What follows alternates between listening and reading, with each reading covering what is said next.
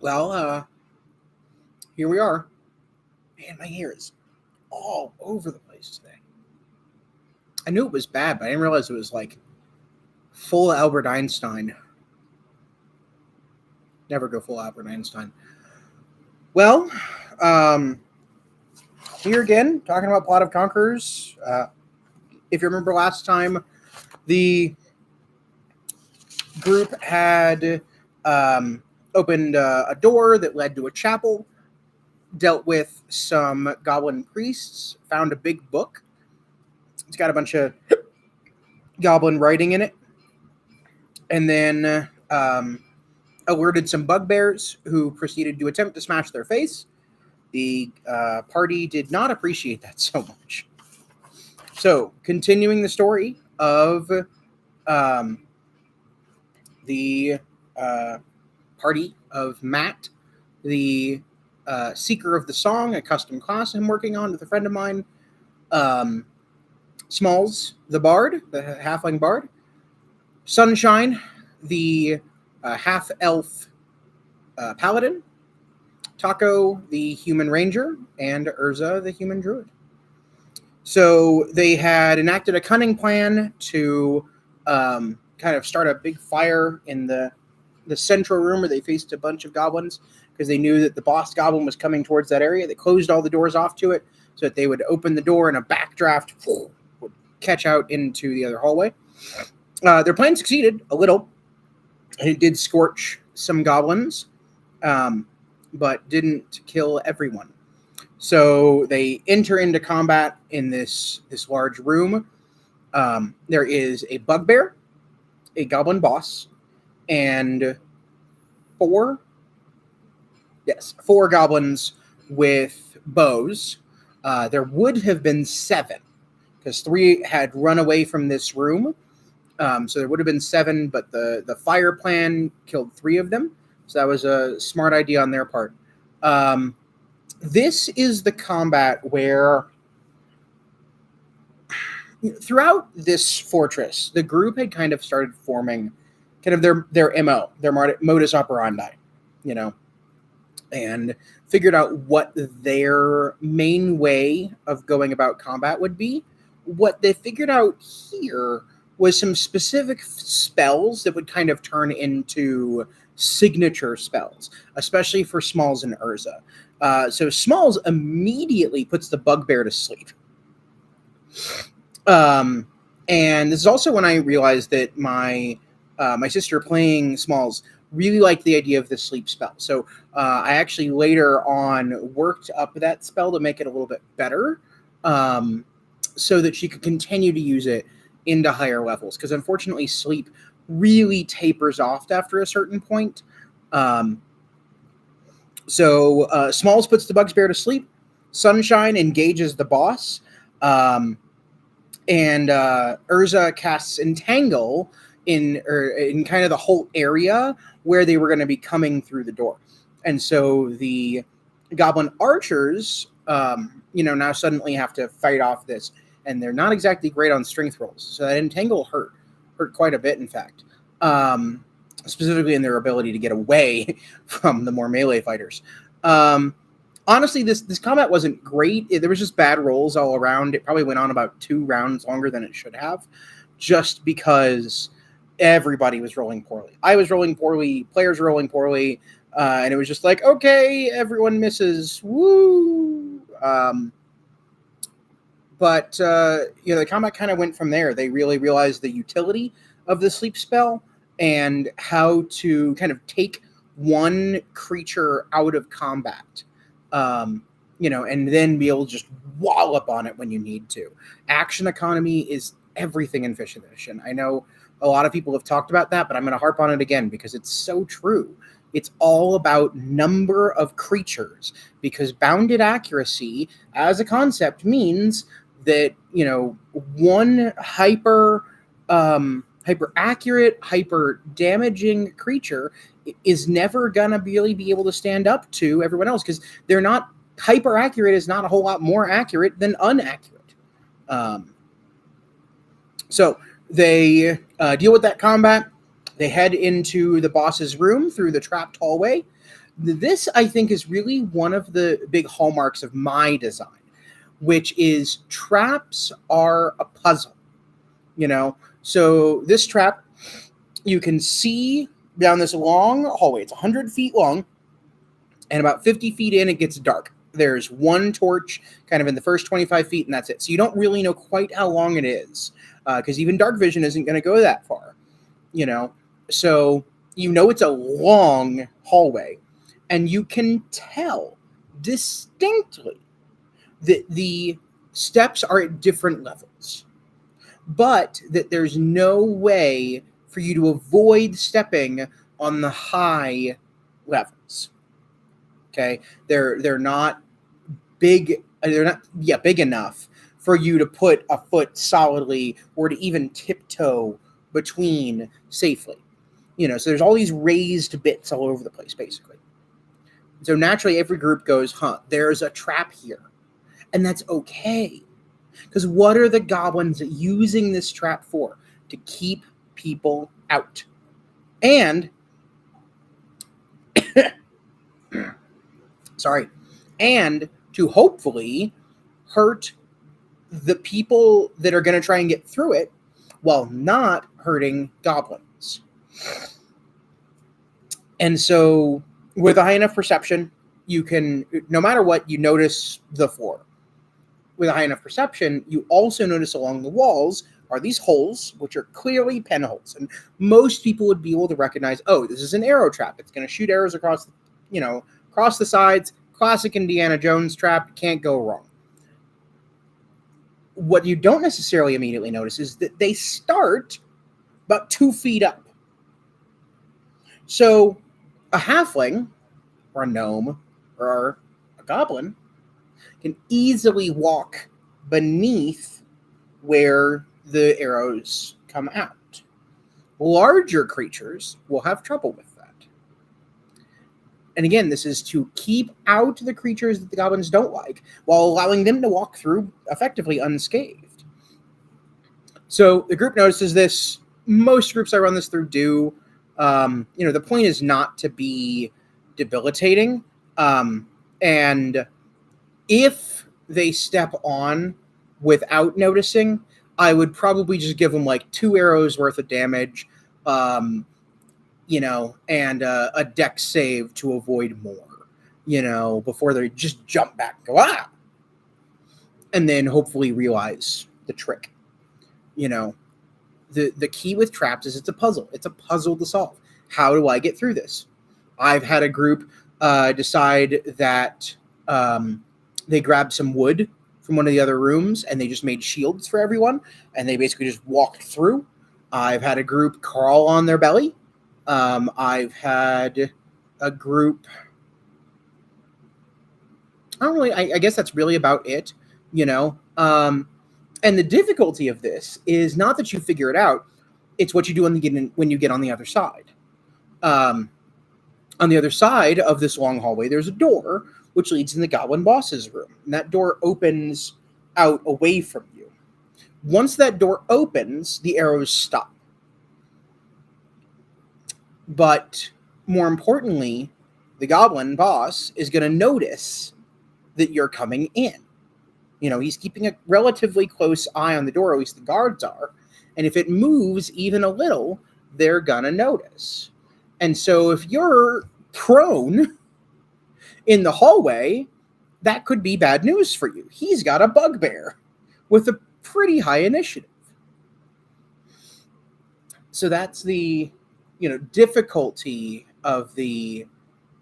Honey, you're fine. No one's going to see you. It is pointed nowhere near you. Sorry. That's the difficulty of this trap. Is the trap is making it your choice in how you approach this next encounter. Are you prone? Are you holding these shields so you have to pull out weapons? Are you prepared or unprepared? Do you just see the door and go, oh, thank God? How you approach that is going to be different group to group, and I think that's a big part of puzzles. Is there's no right answer. The answer is the one that you survive through. So they get in, they find an empty room now, except for a small dais and another kind of throne-looking chair on top of that dais with another lever on the side. Kind of learn the lesson from the last one. So they pull the lever, they see the hole underneath the goblin chair. They realize the difficulty with this one isn't that it's pitch black. It's not that there's a darkness spell over that hole. It's that the space beneath the chair is very, very short. So only a small creature could really get down in there. Luckily, they have a halfling. And so Smalls goes down in, gets some stuff out. They find a couple more healing potions. And the most important minor item, in my opinion, which is the Cloak of Billowing. And that is a cloak that always looks like it is billowing in the wind, the hero cloak, which Taco immediately takes and throws on and is so happy about that he does not give a shit about anything else. Classic. And they head out of there, crawl back on their bellies, back in the other room, back into the chapel, back into the room where the bugbears were, and they start going through the cave. And they remember the demon chickens. Now, if you all know what I meant by demon chickens, and you understand that it's a cockatrice. Cockatrice can petrify you. And they had not succeeded on knowing what that is at this point. But luckily, Taco described them well enough that the group was able to figure out, it's a cockatrice. If they bite you, they turn you to stone. That's not great. So they actually managed to sneak in to the room with the cockatrice. The cockatrice are asleep. That was kind of the way that I designed it is, you see them, kind of as you're poking around the bugbear room, you'll see one looking its head out at these noises, these different noises than they're used to. And, hopefully figure out, it's a cockatrice or not. Maybe it just scares you. But once it goes back into the other room, it goes to sleep. They're just like, whatever. It's more creatures, just like the bugbears. We mostly ignore them. Maybe we try and peck at them, and they swat us with their morning stars and move on. So they managed to actually sneak in. They pretty much ambushed the cockatrice and just they're done. I want to say both died in one hit each, and it was just like, no. And then they notice out of the cockatrice's cave, there is a small stream from the water cascading off the ceiling. This is a cave, this water condensation kind of falls off. And there's this channel that leads down through a small natural passageway that leads down. And through, if they had a dwarf in the party, this would be obvious, but through some good rolls, they figure out, this leads to the other side of the mountain. Like it's the right direction. To where it would make sense that this would deposit on the other side of this mountain range. And so they try to stay up, fail miserably. Streams are wet. They are not easy footing.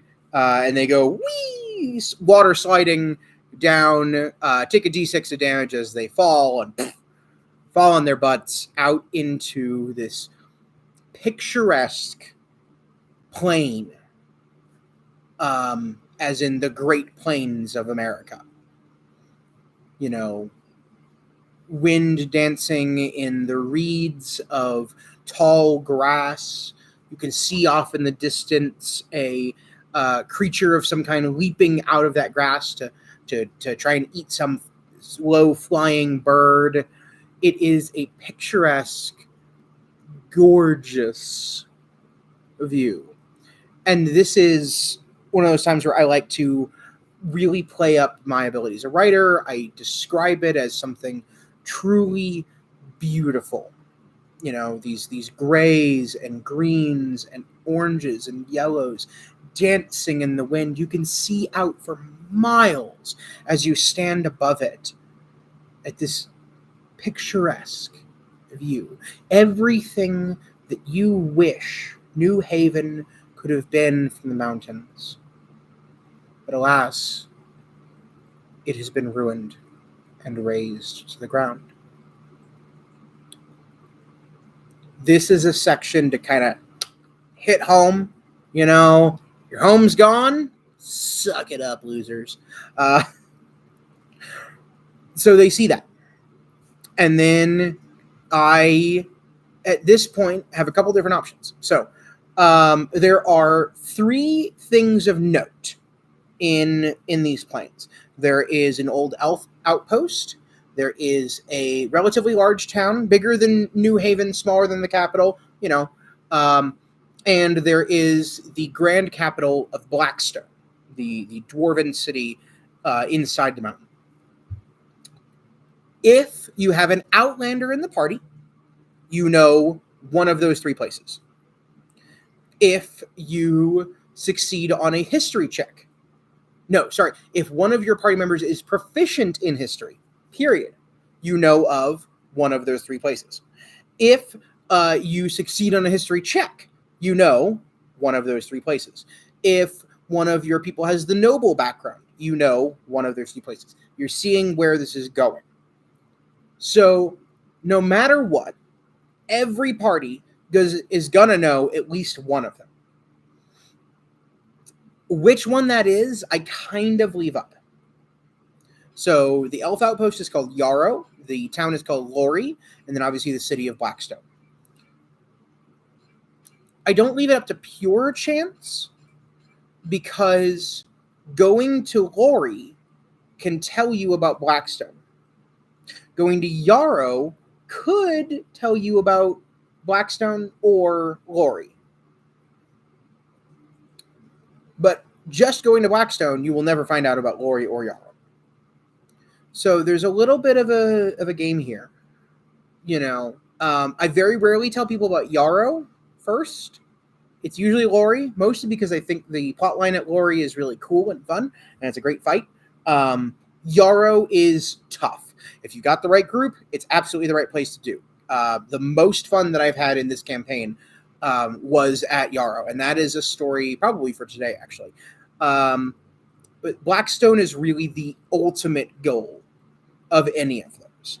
Neither Lori nor Yarrow is really going to push the plot forward. It's going to push you towards Blackstone with different results.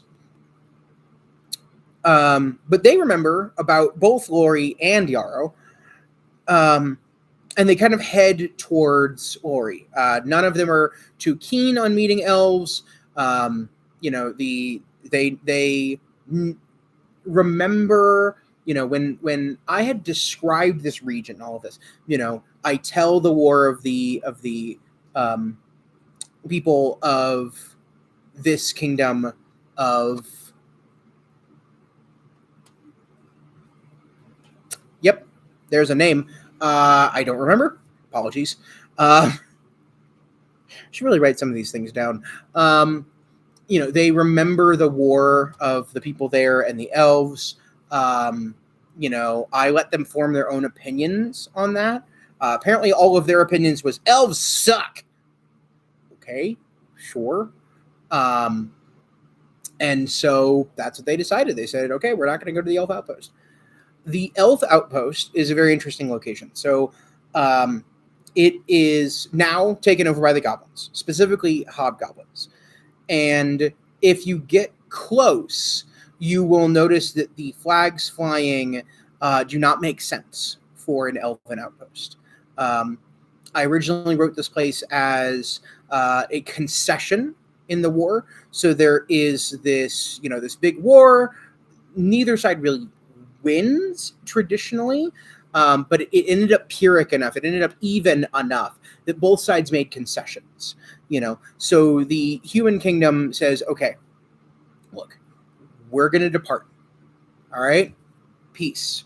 No more war.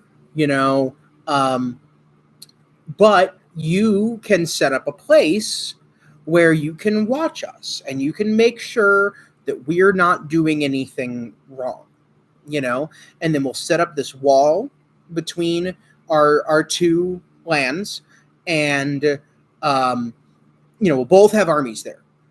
And so if anything happens, it'll start there. And the elves agreed, understanding that this meant it was over. And elves live long, but they do not reproduce like the humans do. So Yarrow is that old elven outpost where they were stationed, and they had a place to be to watch the humans and make sure they don't pull any bullshit, basically.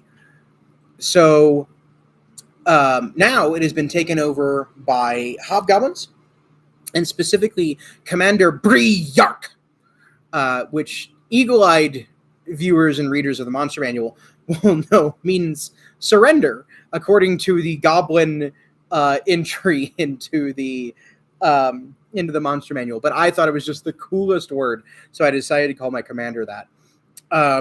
The Hobgoblin Commander Briark is in control of this region right now, and he has taken over Yarrow as his headquarters. So if you get close, a few miles away, you can see that the flags are wrong on the outside. With a good enough perception check or getting closer, you can tell that the symbols on it seem to kind of resemble some imagery that you saw back in the Goblin Fortress. If you get even closer or with super high perception, you can notice that there are hobgoblins on the walls patrolling, distinctly not elves. That's the first thing you can really tell. The outpost has cleared grass for 100 feet around it, and then pretty high standard plains, high grass around that. So there is a place to hide, but there's 100 feet between the wall and the grass where you would have to cross. And I've had two groups try to deal with that. The Briark, the commander in there, with a noble background or a good enough history check, can be known. The king of this kingdom, in his last years, is going insane, and he actually granted nobility to a hobgoblin, and Briark is him. And so you may know of him, and you may know that he carries himself as a noble and as a he carries himself as a noble. He believes very firmly in this idea of honor and of nobility being something special and important. So, the right group may go, I bet we can get in there. Anyone with a noble background could just walk in as long as they can present their signet ring or something like that. The guards would have notice to let people like that inside, and Briark is happy to speak with you. He is brutal, and he is deadly serious, and he believes that humans are truly beneath his people, but he'll converse with you. He will find every opportunity to turn it around and to capture you, but he will speak with you. So the first group that I had actually ran through this, had someone with the noble background, and went in, talked with him. It was a whole thing. They convinced him to wait because he was getting ready to assault Blackstone. And so they convinced him to wait a little, and they would pave the way. They also do not like the humans on the other side of the mountains. So this group did not. This group ignored Yarrow and immediately headed towards Lori. Lori is quite a bit further away, like days further away. Yarrow is like 3 to 4 days away. Lori is like 8 to 10. And then Blackstone, easy 15 to 16. So kind of presenting these options of like, this isn't on the way, but it's closer. So there's always those choices. Now does that matter in the grand scheme of how tabletop role playing games work? No, it doesn't. But you'd be surprised how many groups that works on, where they just go, "Oh, well, this place is closer. We should go there first." It's just the nature of how we think of time. So they head towards Lori. This is where I also employ a trick to make the groups roleplay and think about your characters. And so I said, okay, well, on your first night out of the mountain, as you're heading towards Lori, in your packs, as you're getting ready to bed down for the evening, you find a parcel wrapped in copper string, or sorry, bronze string. And you'll remember I mentioned bronze is the metal of the god touched. Those who are in contact with a god have things made out of bronze. And so they recognize this and go, oh, this is from, Pelor and Melora. And inside I say, okay, each of you finds the single food that reminds you of not just home, but comfort. Your mama's baked apple pie, or this cookie you had at Disneyland one time that you'll always remember. That one food you will always remember and will always bring you comfort. And I went around to each of them and said, what is that? And I don't remember most of them. Honestly, it doesn't really matter. That's the thing. Smalls was some cake that his mother made. Matt's was also the same cake that Small's mother made, because Matt did not get along well with his family. It's a whole thing. Tacos, I don't remember, honestly. Hers, I want to say, was some sort of cooked greens. That sounds right. And Sunshine's, the dunce that she is, if I remember correctly, was this incredibly plain food, because her cult that she's raised in are incredibly, they're very separated from society, and she just always remembers this plain, like a plain scone, and that was it. So what this does is it connects you, to your character, and can be a time when your player gets to bring up something. Even the most shy role player is going to have something in their brain where they go, what would Rog's snack be? What is the thing that they think of when they think of home? And I have never had this not go well. It is time honored, and I believe it is probably one of the best tricks that I've got. So they head towards Lori. And then on the way, and this is, kind of one of those, every trip has one random encounter. This isn't actually that. What it is kind of something to highlight what they're going into. If you search around this scene and you get all of the clues, you could put together what's going on at Lori. They don't. They get most of them. What they find is an abandoned home and barn. Okay. Just kind of in the middle of nowhere. Not unusual to have subsistence farms out in areas like this. They search around. They find food that is cold but undisturbed. They find the barn has two animals in it, a horse and a cow, I think, something like that. and they find a good bit of coin, like 20, 30 silver. Not a lot in adventurer standpoint, but a lot for a subsistence farmer.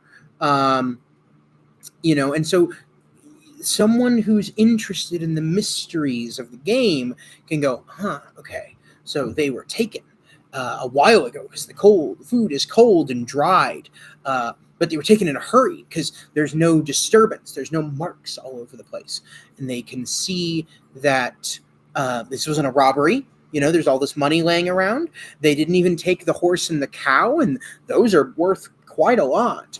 The home is relatively undisturbed, but you find a set of footprints heading in the direction of glory and a set of drag lines, as if the inhabitants of this home were drug along the ground.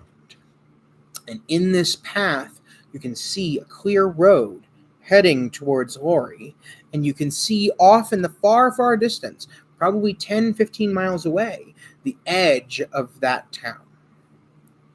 And so they decide to follow those tracks. That was pretty much the extent of this session. It wasn't a hugely long session. There was a lot of talk. There was this great scene with the food. Hi, puppy.